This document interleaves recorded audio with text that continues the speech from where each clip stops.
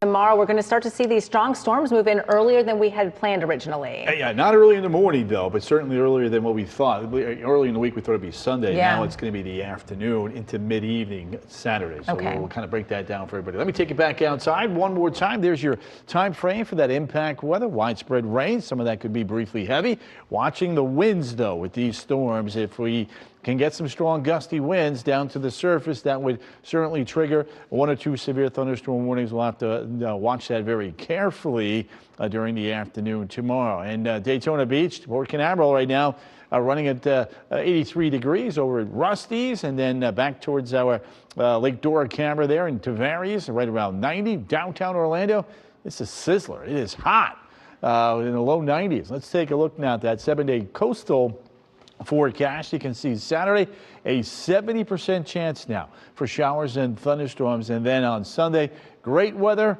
especially up north. Brevard County, the clouds may linger a little bit longer there for you, but notice the rebound by Wednesday, Thursday, and Friday. I think by Friday we could be looking at another cold front and more showers and storms. This is your weather maker now that's headed our way come tomorrow, producing some strong and even some severe storms this afternoon through East Texas, and that whole band of energy is going to slide eastward. So tonight we're good. Tomorrow, first half of the day, we're good. Here's 10 a.m. Winds are picking on up. We'll have to watch that for fire weather concerns. Claremont out the door tomorrow morning. You're in great shape. Look at that number there, right around 69 at 7 a.m. So we'll continue to babysit that there for you. And as we take a look at that severe weather setup, the greatest risk tomorrow is going to be across our northern communities. Flagler, Marion, Northern Lake, on into Sumter and Volusia counties. The farther south you go, that severe risk is there, but it does lower. So for me, the biggest concern as I see it right now, those damaging winds, there's a lot of upper level jet energy there.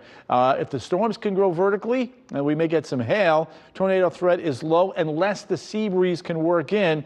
But with a south-southwest wind, that may be a difficult chore. Here's the latest run now. Look at the line of showers and storms coming in right around 1:30 in Marion County, a little bit later there back towards Flagler County. Then it drops through the metro areas. 5, 6, and 7 continues to weaken while building off towards the south with a few lingering showers very early in the day on Sunday by the afternoon. It's sunny, breezy, and cooler. High temperatures will be running in the 70s area-wide. So one more time, here's your timing now.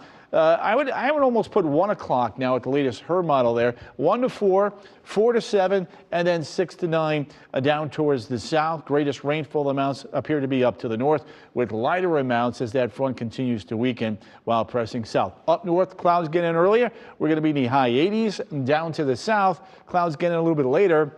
Notice the difference in the temperatures, 93 to 95. On top of that, we have a high fire weather watch now for Kissimmee, St. Cloud, Palm Bay, and Melbourne because of the wind, the dry conditions, and the addition of potentially a couple of lightning strikes. So if you are headed to the attractions tomorrow, just know first half of the day looks good. It's going to be a bit windy, and those showers and storms will be arriving from north to south during mid-afternoon. Tuesday, Wednesday, and Thursday, right back up into the 90s, watching another potential cold front by Friday.